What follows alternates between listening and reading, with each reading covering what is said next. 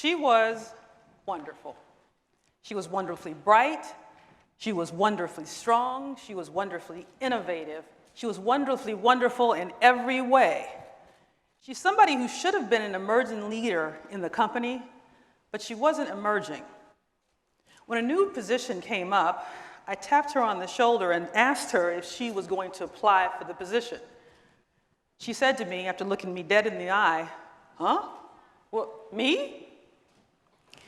He was not wonderful. He was not wonderfully bright. He was just average. He was not innovative. Any innovation I saw, he stole from somebody else.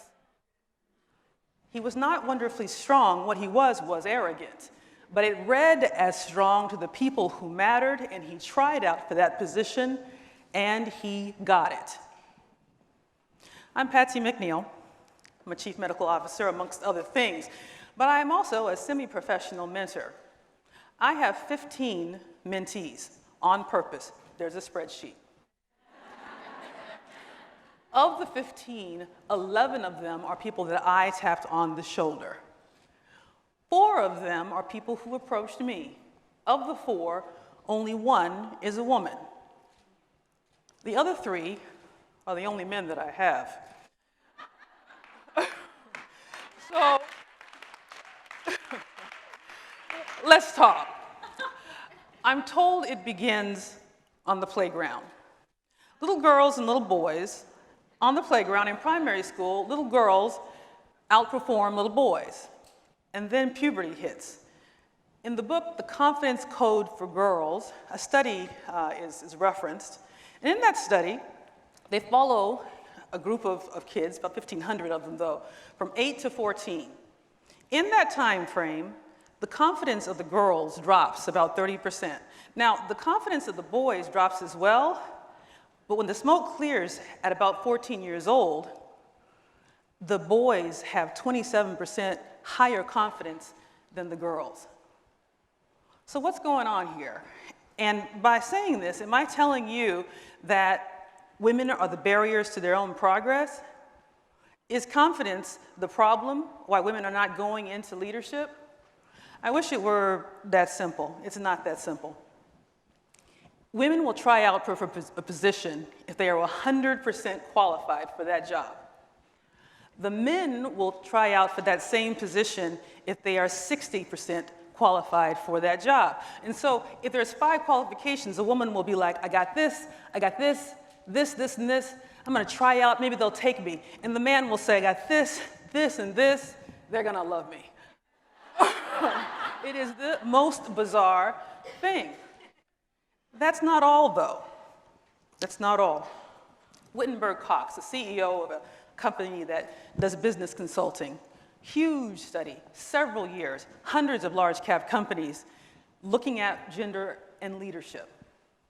At the end of this very, very long study, they had one paragraph that summarized everything up.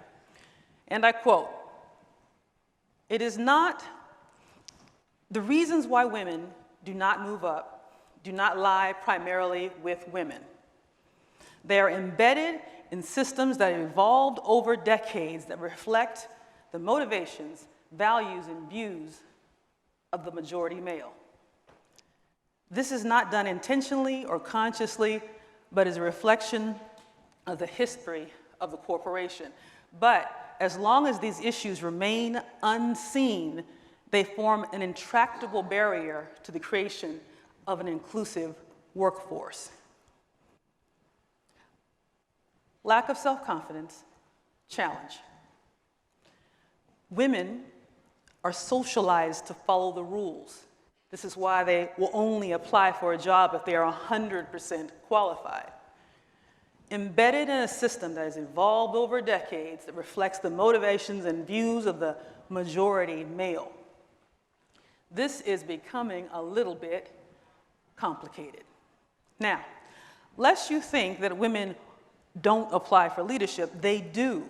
They do when they're 100% qualified to apply.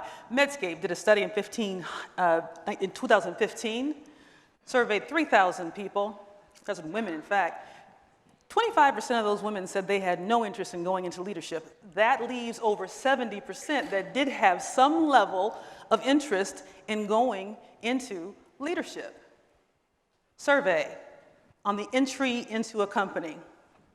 Do you have the confidence to go into top management, and do you have the interest to go into top management? On the entry survey, 43% of women answered the affirmative to that question, and 34% of men did. Fast forward 2 years, only 16% of women answered that question in the affirmative, and still 34% of the men were answering the affirmative to that question. So what is going on there? There is a saying that you can only be what you can see. So representation matters. Currently, we have over 50% of the people graduating from medical school who are women. We have 40% of the people graduating from EM residencies who are women, but only 16% of medical school deans are women. Only 11% of academic chairs are women. Only 10% of professorships are women. Only 10 to 15% of EM directors are women. 3% of EM group CEOs are women. Only 1 to 3% of chief medical officers are women. I was the first African-American female chief resident at University of Cincinnati's EM program.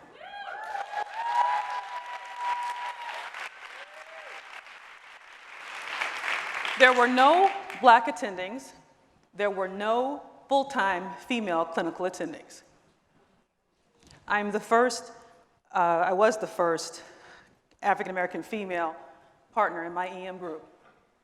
I am the first chief medical officer who's African-American and female at the hospital where I serve.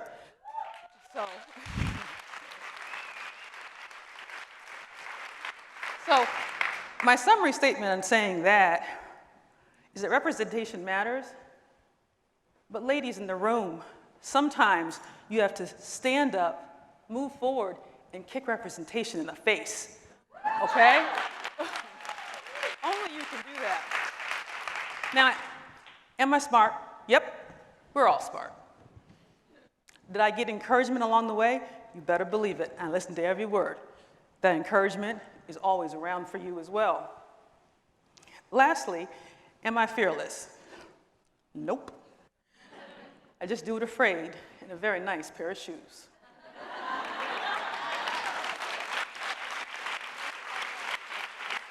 You are valuable just because you're different. In a majority male room, if you walk in there and say what you need to say, you give a different perspective. Harvard Business Review, better business outcomes when there are women on the team. We serve a diverse population. That population should be represented in leadership. It gives better outcomes. You need to be ambitious. You need to move forward. You need to help a sister out. I'm tired of being the only one in the room. Okay? Tired. Now, there are a few things that I want to say about women. I have been in the emergency department for 20 years, and I've seen women who are 7 and 8 months pregnant who are going into rooms and saving people's lives, seeing patients, keeping up with the men. They come back to their desk and they Amazon.com their kids' homework project for the next 2 days. So during a single shift, there are women who are growing life, saving life, seeing patients, and running their household. Have you ever seen a man do that during a shift? Ladies, I'm telling you, okay? If you can do that, you can do this. If you can do that, you can most definitely do this. Now, a few things to learn on your way up. Life is not fair, but it is very, very clear. Number one, men can self-promote endlessly, and often do, and they aren't penalized for it. Society does not seem to like a bragging woman for whatever reason. Both men and women don't like that. It's better for you and easier for you to go to point A to point Z if you get advocates and allies to talk for you. Sponsorship, mentorship, these things matter in your career and moving up. Number 2, if you are a whiny pain in the butt, you're not going to go anywhere. If you complain, come with a solution. It's very important to do that so that they know that you are a problem solver. 3, does it matter to be nice? Somewhat, somewhat. Get you further, quicker, easier, I will say that. Sometimes though, sometimes, you need to hop on your broom and fly around the room to show them what you're working with. And that's okay. Just don't do it often, because no one, man or a woman, wants to work next to some volatile person. They just don't. And it'll block you or put you in a leadership position that's not healthy. 4, no one's going to hand you anything. You got to work. Every African American in this room knows this because your parents told you you're probably going to have to work harder than everybody else. Am I right? It's okay. It's not like you can't do it. Pretty easy to do, actually, comparatively. So, like the artist and poet RuPaul says, you better work. Okay? Lastly, and most importantly, the price and the ticket to admission to leadership is you have to reach back and help another woman. This is what you got to do. Okay?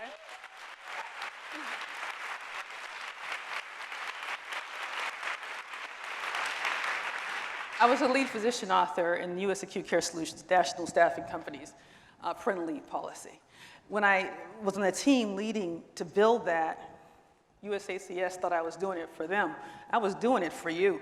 All boats rise in the tide. The idea was competition would make everybody step it up. Paid parental leave needs to happen. This is ridiculous. Right? Right. Lastly, Toni Morrison. She was surprised when the author died this year.